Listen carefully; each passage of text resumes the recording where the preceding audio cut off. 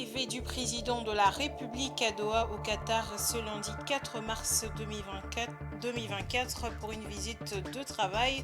Félix Tshisekedi a été accueilli par le docteur Ahmad bin Hassan Al-Hamadi, le secrétaire général du ministère des Affaires étrangères du Qatar. Et puis, la RDC organisera pour la première fois la Coupe d'Afrique de handball senior féminine. Un protocole d'accord a été signé aujourd'hui entre la Fédération africaine de handball et la Fédération de handball du Congo. C'était là les titres de ce soir, mesdames et messieurs, bonsoir et bienvenue. Le président de la République, Félix Antoine Tshisekedi, est arrivé à Doha, la plus grande ville du Qatar, ce lundi 4 mars 2024. Le chef de l'État congolais y effectue une visite de travail. À son arrivée à l'aéroport international Ahmad, il a été accueilli par le docteur Ahmad bin Hassan Al-Hamadi, secrétaire général du ministère des Affaires étrangères, et par Valérie Lusamba Kabea, ambassadeur de la RDC auprès de l'État du Qatar. Depuis vendredi 1er mars, le président Félix Tshisekedi séjournait à Antalya en Turquie où il a notamment participé à la 3e édition du forum diplomatique Antalya. Dans cette ville turque, Félix Tshisekedi avait également accordé plusieurs audiences, notamment au Premier ministre hongrois Viktor Orban et à une délégation du groupe turc Al-Bayrak qui va assurer l'assainissement de Kinshasa. Et puis, les chefs des armées sud-africaines, malawites, tanzaniennes de la force de la communauté des États de l'Afrique australe, ainsi que leurs homologues du Burundi et de la République démocratique du Congo se sont engagés dimanche à œuvrer pour le retour de la paix au Nord Kivu, dans l'est de la RDC. Après 2 jours de travaux à Goma, plusieurs décisions ont été prises pour arriver à cet idéal pacifiste. Suivez.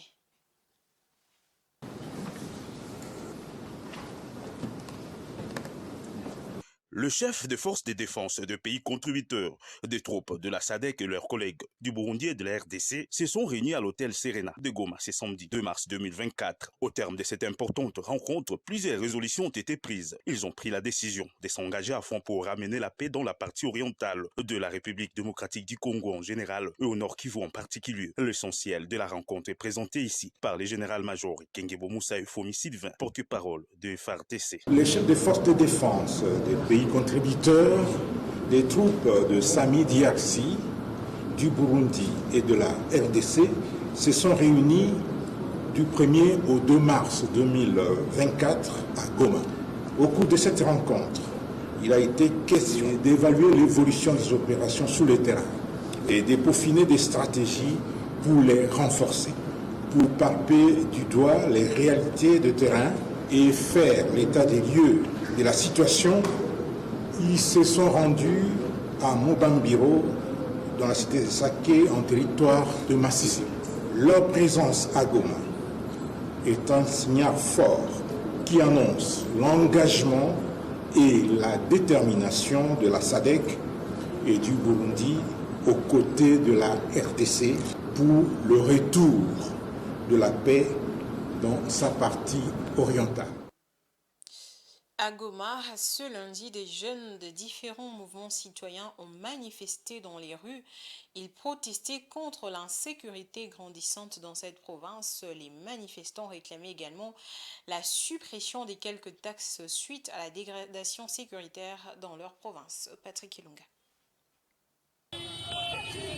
Une coalition des mouvements citoyens, d'organisations de la société civile et de groupes de pression ont manifesté ce lundi à Goma. Une manifestation pacifique dans cette ville qui a été dispersée et plusieurs activistes interpellés.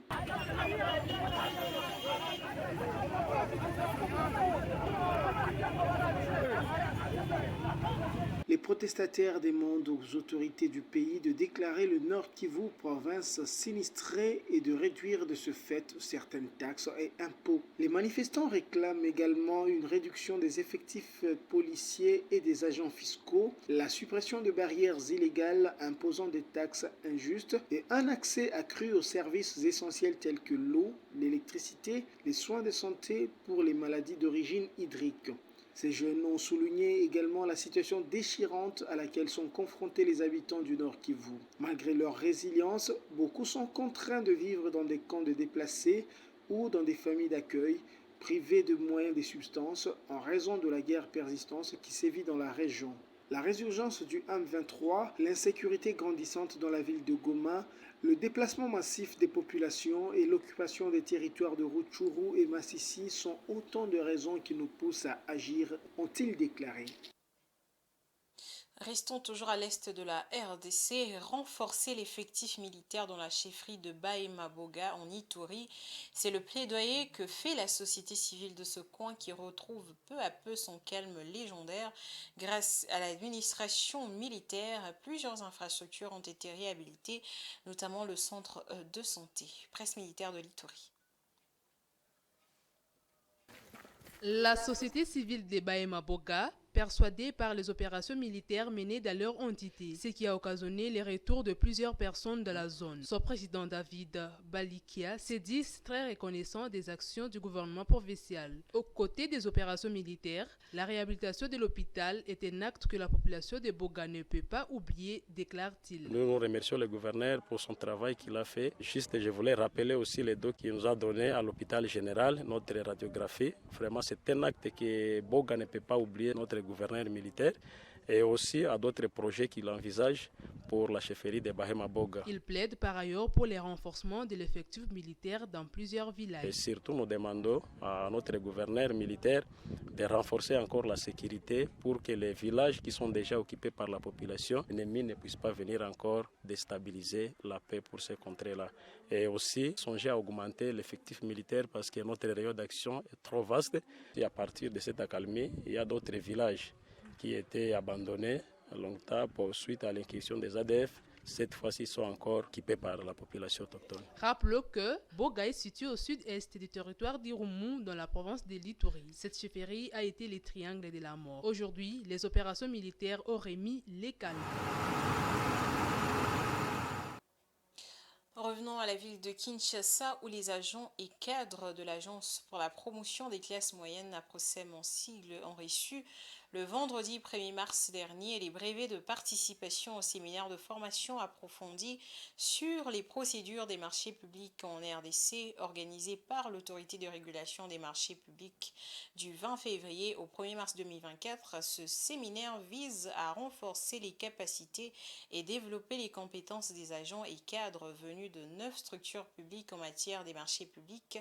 Les représentants de l'APROSEM se sont dit être suffisamment outillés pour mener à bien leur mission en ce qui concerne les procédures de passation et contrôle des marchés publics. Juju Moulamba et Giscard Tamba pour ce reportage.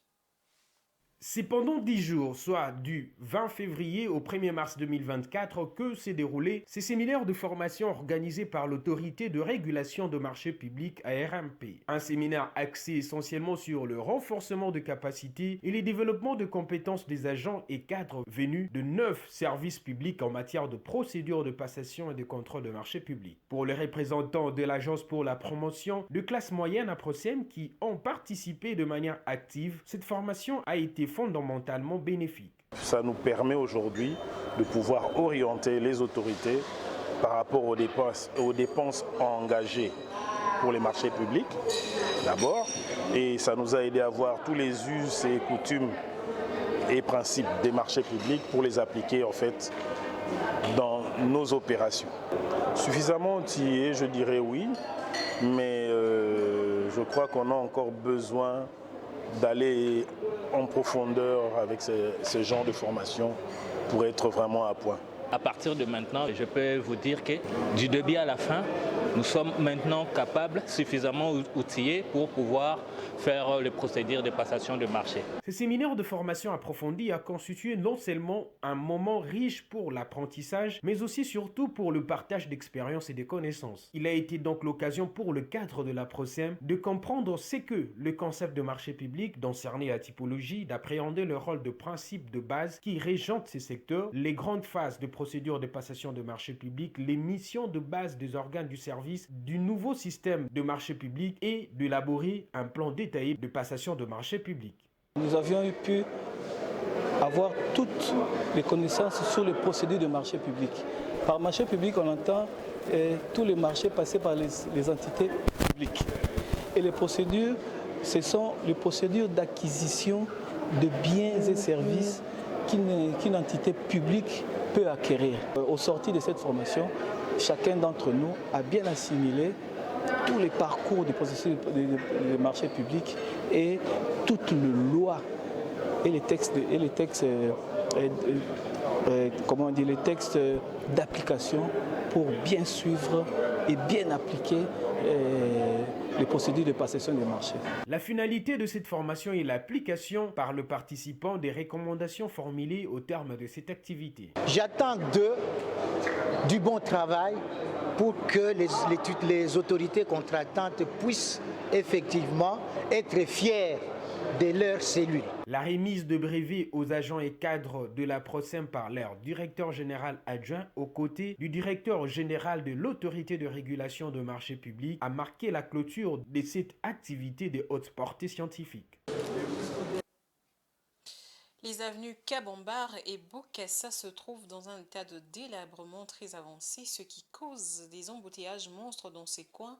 Les usagers de cette route peinent chaque jour en empruntant ces avenues. La population lance un cri d'alarme afin que les autorités résolvent ce problème de route qui perturbe même leurs activités économiques.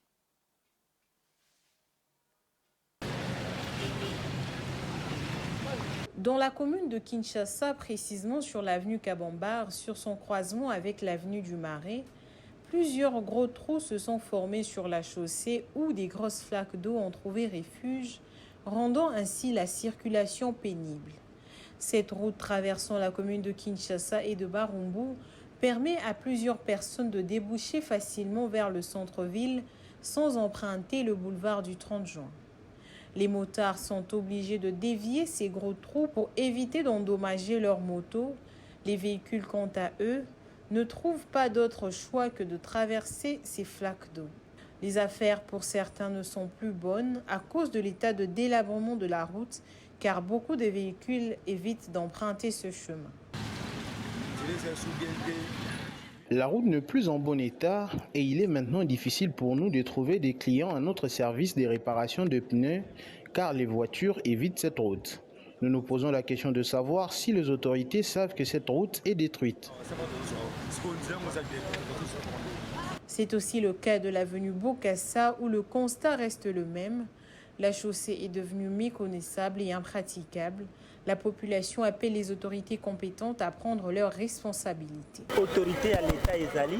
Nous savons que le gouvernement n'a pas encore été formé, mais les institutions telles que l'OVD par exemple doivent continuer à fonctionner et ils doivent être en permanence sur terrain pour accomplir leurs tâches. Je trouve que les autorités ne font pas assez le suivi et ils doivent mettre le moyen en place pour qu'ils entretiennent la route. L'état des routes de Kinshasa continue à s'empirer faute d'entretien, ce qui est l'une des causes des embouteillages monstres auxquels la population est confrontée chaque jour. L'État est donc appelé à trouver des mesures idoines pour soulager la population. La République démocratique du Congo va organiser pour la première fois de son histoire la Coupe d'Afrique de handball senior dans la version féminine au mois de novembre de l'année en cours. Pour ce faire, un protocole d'accord a été signé ce lundi 4 mars entre la Confédération africaine de handball et la Fédération de handball du Congo sous le regard du ministre des Sports François Kaboulo dans son cabinet. Blaise Kouzola. Ce lundi 4 mars 2024, comme prévu, le protocole d'accord sur l'organisation de la Coupe d'Afrique des Nations Seniors Dames en République démocratique du Congo a été signé entre la Confédération africaine de handball et la Fédération de handball du Congo sous la supervision du ministère des Sports et Loisirs congolais. Mansourou Arimou et Marcel Amos Mbayo Kitenge, respectivement président de la CAHB, séjournant d'ailleurs dans la capitale congolaise depuis samedi dernier, et président de la FEHAND, ont signé ces protocoles, un document qui confirme ainsi l'organisation de cette 26e édition au pays de Félix Antoine Tshisekedi Tshilombo. Le ministre chargé d'assurer les affaires courantes a tenu à remercier au nom du chef de l'État congolais et du Premier ministre le numéro 1 de l'instance africaine pour la marque de confiance accordée au Congo et à sa fédération de handball pour abriter cette compétition continentale. Je tiens à exprimer toute ma gratitude au président de la Confédération africaine de handball et à sa délégation pour cette marque de confiance accordée au sport congolais et à notre fédération qui va abriter pour la première fois une phase finale de la CAN. La 26e édition, ça sera des dames. De son côté, les Béninois à la tête de la Confédération a rendu grâce à Dieu pour ce jour qui marque officiellement les lancements des préparatifs. Autopuissant, parce que ce jour a été souhaité depuis des lustres, mais Dieu a su choisir le bon jour pour qu'on se retrouve ici, dans ce cadre du ministère en charge des sports, pour lancer officiellement, je dirais, les préparatifs d'un événement majeur de la Confédération africaine de handball. Ici, il s'agit de la Coupe d'Afrique des Nations seniors. Des assurances lui ont été données sur la bonne organisation de cette compétition par la partie congolaise qui ne jure que par la réussite de cette compétition sur l'air sol. Après les ministères, s'en est suivi la visite guidée des infrastructures devant abriter la CAN 2024 sur place. Le président de la CAHB a été émerveillé par ce qu'il a vu. Toujours dans le même chapitre, les playoffs du championnat national de football de la République démocratique du Congo ont débuté effectivement dans 3 des villes du pays. V-Club calé d'entrée face aux Aigles du Congo. Maniema Union l'emporte face aux Dauphins Noirs notamment. Plus de détails avec Best Kuzola.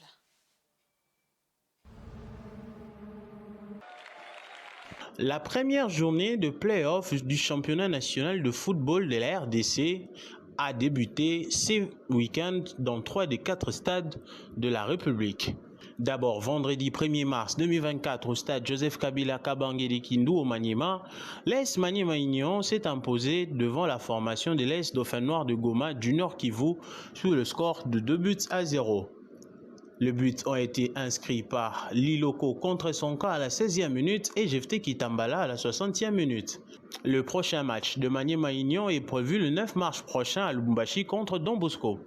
À Kinshasa, l'AS V-Club a été accroché par le Football Club Les Aigles du Congo ce dimanche 3 mars 2024 au stade de Martyrs de Kinshasa. Les Moscovites ont pourtant été les premiers à marquer dans cette rencontre par l'entremise de Mpiana Mozizi sur penalty peu avant la mi-temps, puis les Samouraïs sont revenus au score en seconde période sur un but contre son camp d'Irène Glélé. Avec ces matchs nuls, les deux équipes prennent chacune un point et tenteront de se relancer lors de la deuxième journée.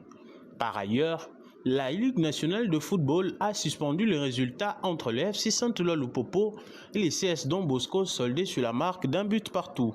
Cette rencontre a été émaillée d'une grande bagarre entre les deux équipes. Au classement, V-Club et les Aigles du Congo comptent chacun un point alors que Maniema Union est devant avec 3 points. Selon les calendriers de la Ligue nationale de football, l'AS V-Club jouera son deuxième match de play-off le dimanche 10 mars 2024 en déplacement contre Lubumbashi Sport, tandis que le FC Les Aigles du Congo offrira son hospitalité au FC Saint-Éloi Lupopo le samedi 9 mars 2024.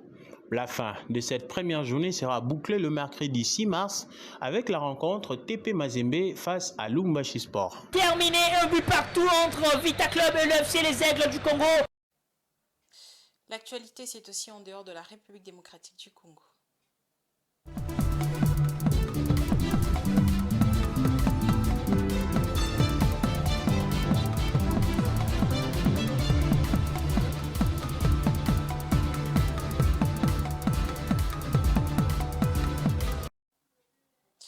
En Côte d'Ivoire, le groupe énergétique italien Eni a annoncé la présence d'indices probants d'hydrocarbures dans plusieurs blocs pétroliers offshore.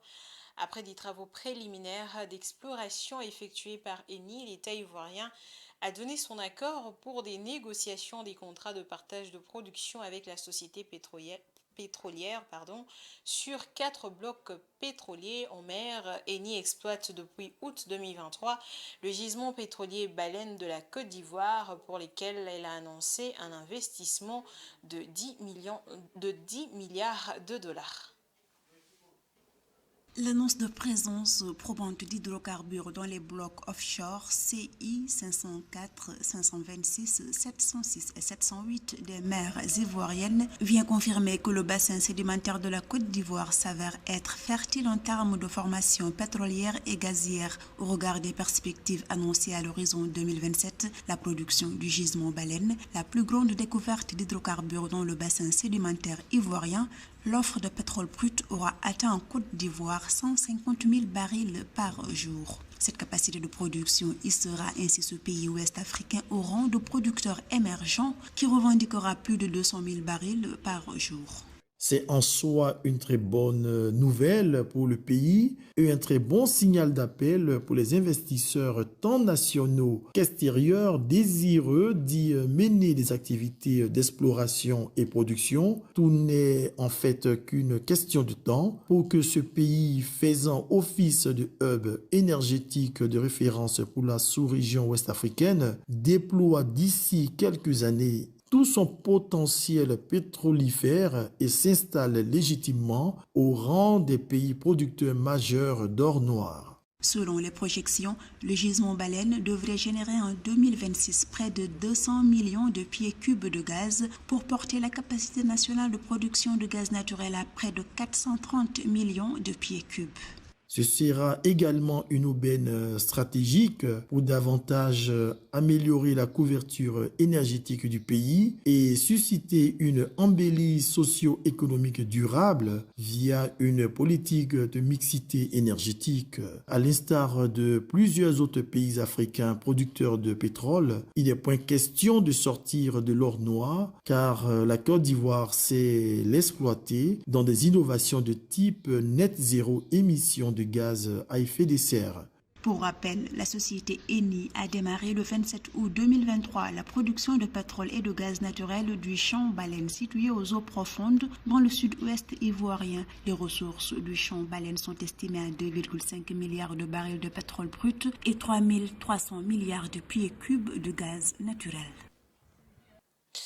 Des bonnes nouvelles pour l'économie du Burkina Faso grâce à l'or. Selon le plan décennal annoncé le 28 février 2024, la société minière West African Resources prévoit d'extraire pas moins de 114 tonnes d'or dans les mines de Sanbrado et Kiaka d'ici 2033, soit l'équivalent de plus de 4 millions d'or jaune contre 6 tonnes produites en 2023. Ces prévisions ambitieuses font du Burkina l'un des pays africains le plus dynamique en matière d'exploitation aurifère. Edouard Fonda. La compagnie minière West African Resources a révélé un ambitieux plan décennal pour les mines de Sanbrado et Kiaka au Burkina Faso. Selon ce plan dévoilé dernièrement, les deux mines visent à produire un total de 114 tonnes d'or entre 2024 et 2033. À partir de 2025, date de lancement de Kiaka, la production cumulée de deux sites miniers dépassera 300 000 onces par mois. Cette augmentation substantielle de la production d'or pourrait avoir un impact significatif sur l'économie du Burkina Faso et consolider sa position en tant que contributeur majeur sur le marché mondial de l'or. La production annuelle maximale d'or de West African Resources au Burkina Faso devrait être atteinte en 2029 avec une production de 473 000 onces de ces deux mines. D'ici à cet horizon, la mine Sanbrado devrait produire 248 000 onces, tandis que Kiala devrait produire 224 000 onces. Sur 10 ans, la société prévoit de produire 1,91 million d'onces à Kiaka, 2,11 millions d'onces à Sanbrado. Pour rappel, le secteur minier burkinabé dominé par l'exploitation du métal jaune a représenté 14,34% du PIB et 79% des exportations du pays en 2021, selon les dernières données disponibles auprès de l'Initiative pour la transparence dans les industries extractives ITA.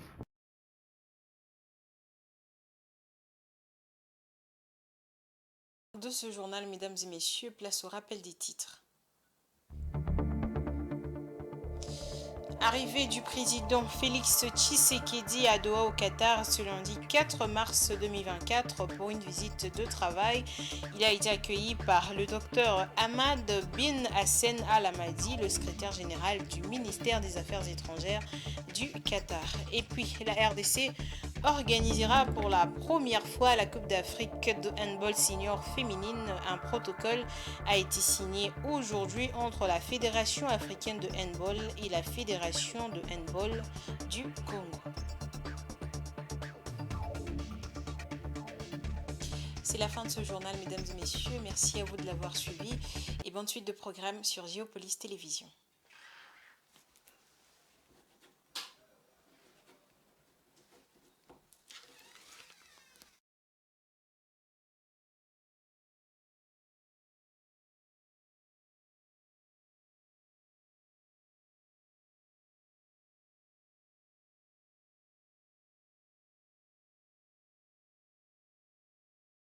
Le nouveau numéro de votre revue congolaise d'actu